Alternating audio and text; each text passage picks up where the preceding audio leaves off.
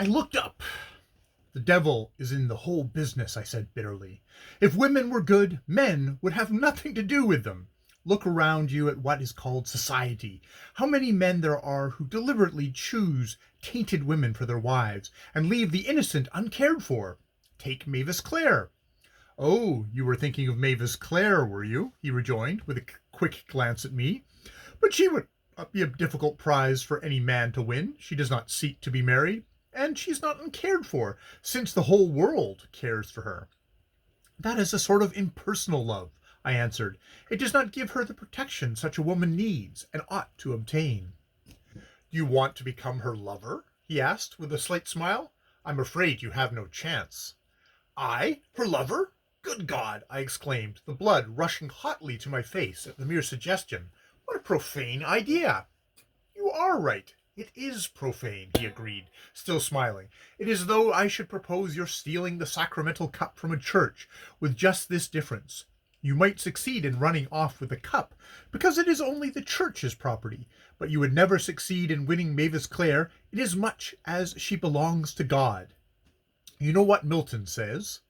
So dear to heaven is saintly chastity, that when a soul is found sincerely so, 1,000 liveried agents lacquey her, driving far off each thing of sin and guilt, and in clear dream and solemn vision tell her of things which no gross ear can hear, till oft converse with heaven's habitants begin to cast a beam on thoutward shape, the unpolluted temple of the mind, and turn it by degrees to the soul's essence, till all be made immortal. He quoted the lines softly and with an exquisite gravity. That is what you see in Mavis Clare, he continued, that beam on the outward shape, which turns it by degrees to the soul's essence, and which makes her beautiful, without what is called beauty by lustful men. I moved impatiently, and looked out from the window near which we were seated, at the yellow width of the flowing Thames below. Beauty, according to man's ordinary standard, pursued Lucio, means simply good flesh, nothing more, flesh arranged prettily and roundly on the always ugly skeleton beneath, flesh daintily coloured and soft to the touch, without scar or blemish. Plenty of it, too, disposed in the proper places. It is the most perishable sort of commodity, and illness spoils it, a trying climate ruins it, age wrinkles it, death destroys it. But it is all the majority of men look for in their bargains with the fair sex. The most utter roue of 60 that ever trotted jauntily down Piccadilly, pretending to be 30, expects, like Shylock, his pound or several pounds of youthful flesh. The desire is neither refined nor intellectual, but there it is, and it is solely on this account that the ladies of the music hall become the tainted members and future mothers of the aristocracy. It does not need the ladies of the music hall to taint the already tainted, I said. True, and he looked at me with kindly commiseration. Let us put the whole mischief down to the new fiction. We rose then, having finished luncheon, and leaving the Savoy, we went on to Arthur's. Here we sat down in a quiet corner and began to talk of our future plans. It took me very little time to make up my mind. All quarters of the world were the same to me, and I was really indifferent as to where I went. Yet there is always something suggestive and fascinating about the idea of a first visit to Egypt, and I willingly agreed to accompany Lucio thither and remain the winter. We will avoid all society, he said. The well-bred, well-educated swagger people who throw champagne bottles at the Sphinx and think a donkey race ripping fun shall not have the honor of our company.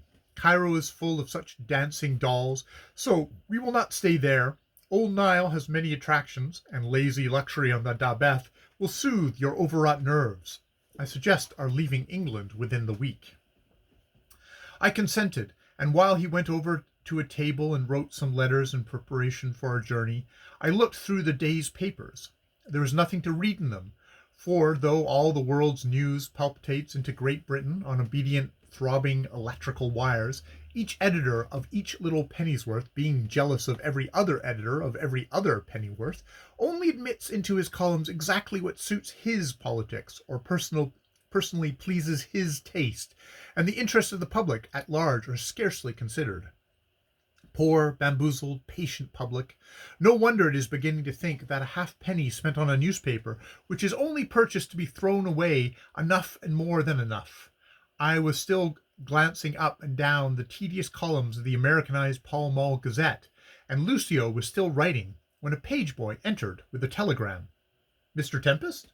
Yes. And I snatched the yellow-covered missive and tore it open, and read the few words it contained almost uncomprehendingly. They ran thus: Return at once. Something alarming has happened. Afraid to act without you. Mavis Clare. A curious chill came over me. The telegram fell from my hands on the table. Lucio took it up and glanced at it. Then, regarding me steadfastly, he said, Of course, you must go. You can catch the 4:40 train if you take a hansom. And you? I muttered. My throat was dry, and I could scarcely speak. I'll stay at the Grand and wait for news. Don't delay a moment. Miss Clare would not have taken it upon herself to send this message unless there had been a serious cause. What do you think? What do you suppose? I began. He stopped me by a slight, imperative gesture. I think nothing. I suppose nothing. I only urge you to start immediately. Come on. And almost before I realized it, he had taken me with him out into the hall of the club, where he helped me on with my coat, gave me my hat, and sent for a cab to take me to the railway station.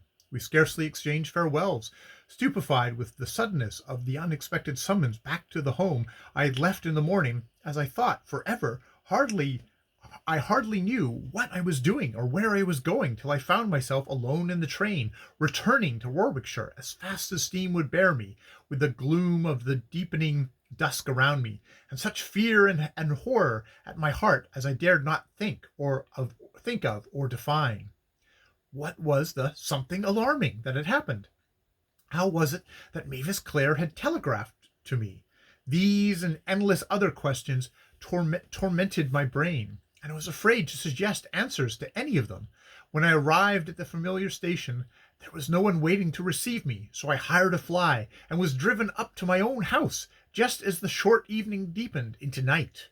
A low autumnal wind was sighing restlessly among the trees like a wandering soul in torment. Not a star shone in the black depths of the sky.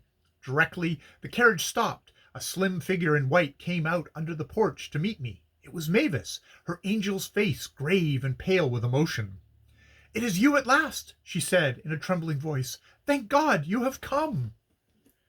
End of chapter 34 of end of chapter 33 of The Srrws of Satan.